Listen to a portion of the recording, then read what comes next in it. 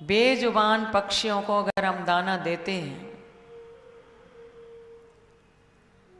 तो उनके आशीर्वाद से आप अपनी हस्तरेखा बदल सकते हैं। पूज्य स्वामी जी बताया करते थे बच्चों को,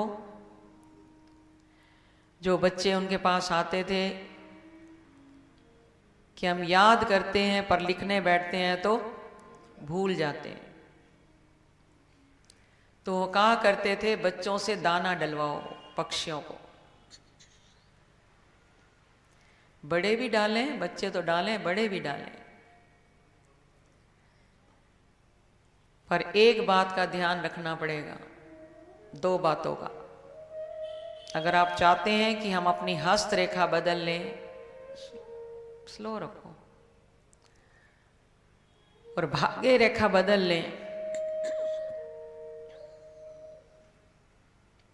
हमारे घर में लक्ष्मी की बरकत बढ़े, किसी चीज की कमी ना रहे, बच्चे पढ़ाई में अच्छे हों,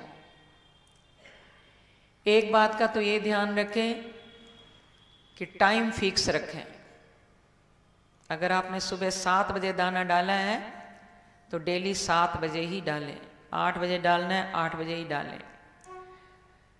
उन पक्षियों के पास घड़ी नहीं है पर वो टाइम के पक्के हैं, जिस टाइम आप डालेंगे उसी टाइम आके बैठ जाएंगे छत पे।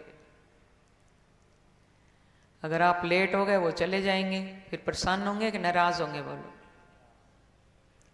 एक तो टाइम का ध्यान रखें, दूसरी बात का ध्यान रखें, जैसे अभी विंटर है, सर्दी का मौसम है, तो बाजरे का दाना डालें, बाजरा डालें। और अगर गर्मी है तो चावल की किनकी डालें। अगर आपने सर्दियों में चावल डाल दिए तो उनको नुकसान पहुंचेगा, चावल ठंडा होता है, और गर्मियों में बाजरा डाल दिया तो भी नुकसान पहुंचेगा, तो पुण्य की जगह पाप लग जाएगा। इन दो बातों का ध्यान रखें, एक तो बदलते रहें सर्दी और गर्मी में, और दूसरा फिक्स टाइम रखें।